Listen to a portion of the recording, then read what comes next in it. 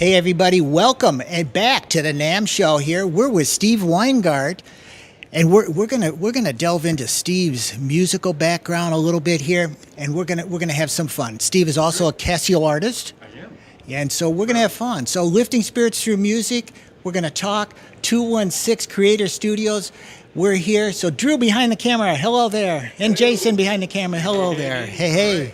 So Steve, what brings you to the NAMM show this year? Casio. Okay. Yeah. I mean, it's always fun to come and be in the environment with all of the music creators and the companies. It's just kind of a neat atmosphere to be in.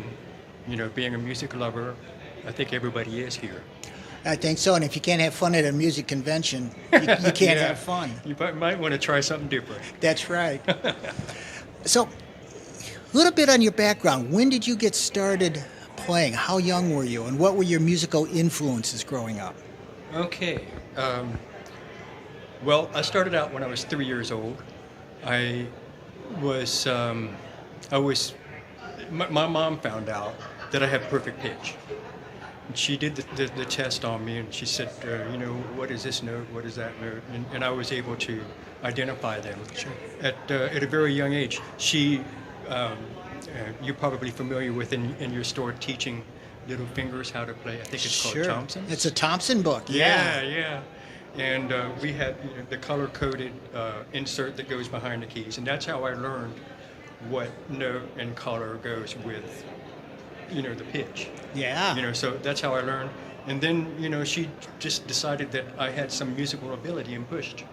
That's fascinating. Yeah, it's really, thanks to her that I am having the career that I have. That's awesome. Yeah, it's so always mom. It's always mom, right? Yeah. Yeah, so from that point, I took classical lessons. I think I started officially when I was 5 years old. And then we moved forward.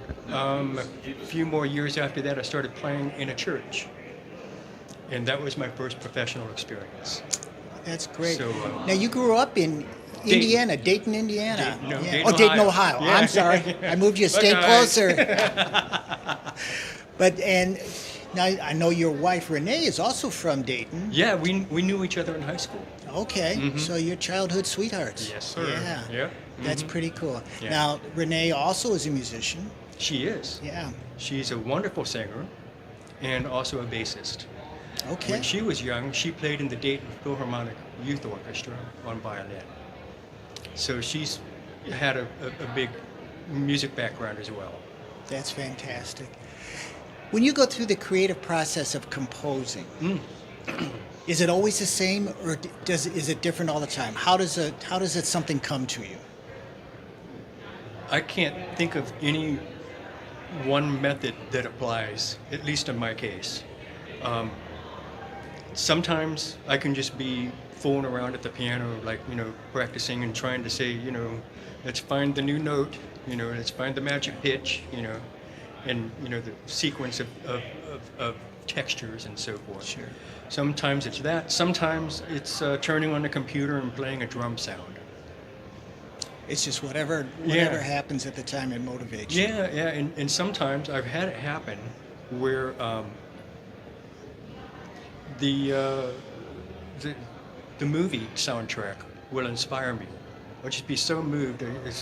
Watching movies has been instrumental in my emotional background. Okay. You know what I mean? Like listening to film scores is so amazing. What we have in film score composers in these days I consider it to be our present day Beethovens and Debussy's and Stravinsky's. It's a good thought process. Yeah. So it's really interesting to consider the music tracks just by themselves. Yeah, exactly. So you can actually take one and just dissect it, and you might grab some energy from it that will lead you to something that you write. Yeah.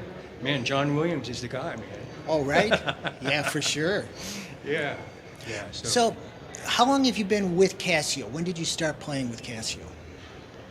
Because you've been a Casio artist for a while now. It's been quite a few years.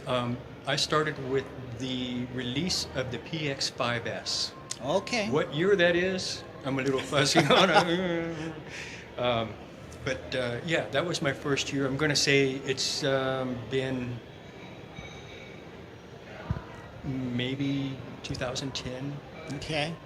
That sounds about right for that In that instrument. neighborhood. Yeah. That neighborhood of time. I just remember at the time I was working with Steve Lukather, and even maybe, no, yeah, I'm pretty sure it was around the time I was working with Steve Lukather, and then following that was Simon Phillips. So I know that time period, is when I started with them. And I just have to say, they have been the most amazing company to be associated with. I mean, the family at Casio is just really special. I agree with you. I Yeah. think we've always found that as the same thing on the retail side, being a Casio dealer for many years now. Right. But you're right. They're always there for you, Yep. and they always come up with the most amazing product line that we have found. Yeah, exactly. And Yeah. sometimes people don't expect it because you hear the other big names out there that people expect to hear. Boy. But if you examine the Casios, Yeah. and I tell you the new things that are coming out this year, Yeah. it's going to be exciting. Pretty amazing. Yeah. Yeah. Without fail, now it's, I come from the professional touring performance aspect of things. And people used to be amused almost that I was playing this product line. They said, don't sleep on them. Right. They are a serious company, and for each time that I spoke to a professional musician, a keyboardist, they give it a try, they're converts. They've been converted without fail. It always Absolutely. happens. So I'm always encouraging people to not be, don't buy into the stigma. There are other companies out there that are charging a whole lot more for less than what the Casio gives. That's right. So, I've been sort of a fighter for that kind of, you know what I mean? And plus, like I said, the staff, the family at Casio is just bar none. It is, They are and amazing. it's like a family. When you're working with them. Yeah. But that if you play and you have that hybrid, the hybrid keeps getting better and better all the time. Yeah. If you're not watching, you cannot tell it from the real thing. Yeah. It's a wonderful instrument. Yeah. And by the touch. As by the a touch. pianist myself, Yeah. I grew up on acoustic pianos. So when I played this instrument, the new one, and I feel kind of silly about this because I don't know the model number.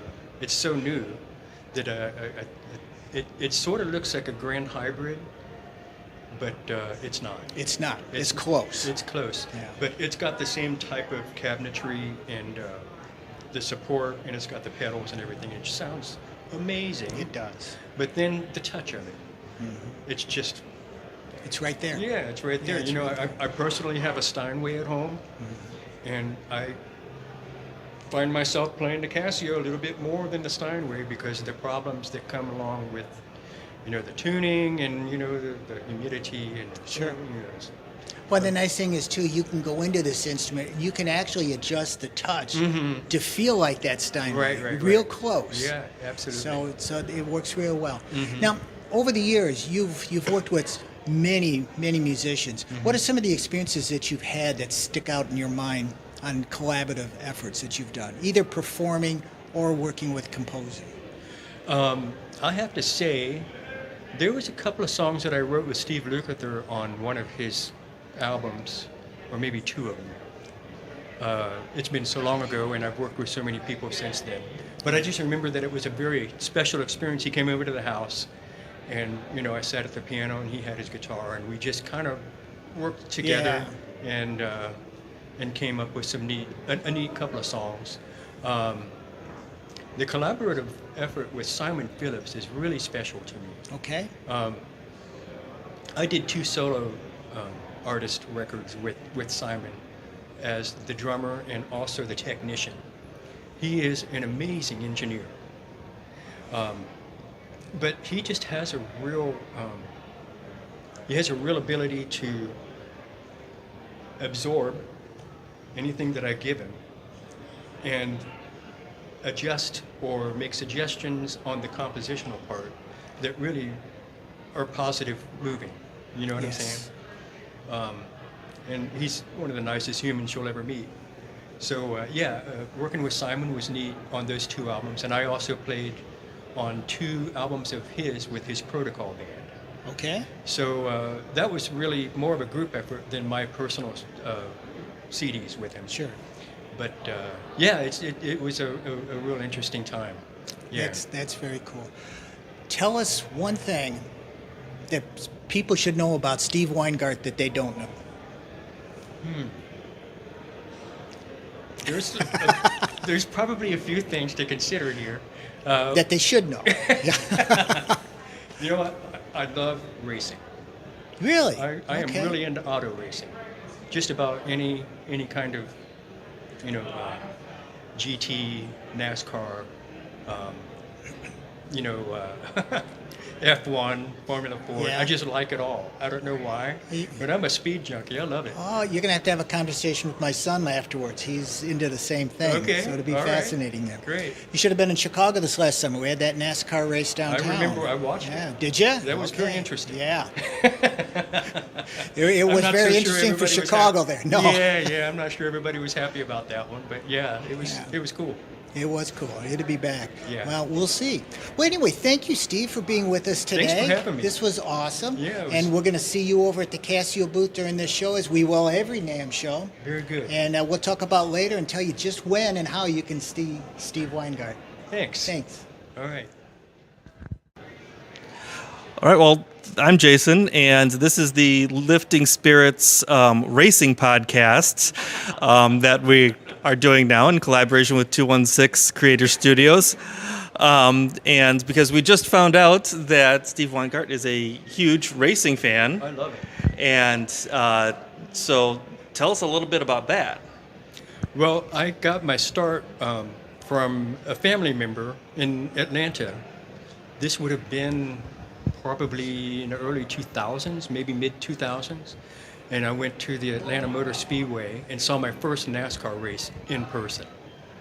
And since that day, just the energy, the sound, seeing those guys zipping by, I was like, oh, I got to do this. This is wonderful. So that was my first introduction into it. And then, being a resident here in Southern California in the LA area, I live in Burbank. I found out that we could go to the Fontana racetrack and get on the track. So I found out the Richard Petty experience. I've done that twice. And then the Mario Andretti experience. Mm-hmm. And it's kind of I brag on it, but I'm nobody. But I was fastest in class for Andretti and for my second Richard Petty experience. And in those instances, I had spotter in my ear. So the first time we were just talking about following the leader. I had to do that one time. I didn't do quite as well with that because I kept getting too close. Mm-hmm. I think I made him nervous. Right. So when I had the spotter, these guys just kept saying, slow down, you're going too fast. I said, no, that's not what I'm paying for. So anyways, and then it extended into my I have a 2008 Chevy Corvette. And nice. I have done some modifications to it, and I've taken it to the track in the area. So, but that's not competitive. It's just all for fun, right?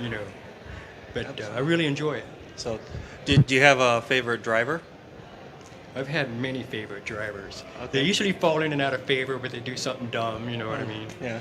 Of course, Jeff Gordon and Jimmy Johnson, and of course, I'm drawing a line. I'm looking right at his face. F1, Lewis Hamilton. Man, I'm drawing blanks on these guys. I watch all these shows and I can't remember their names. Mm-hmm. Jimmy Johnson was in for a while. Jeff Burton was my longest, and Matt Kenseth was my longest. Okay. Follow. It's cool. NASCAR guys. Yeah. Huh? So, well, there you have it. The first Lifting Spirits Through Music racing podcast.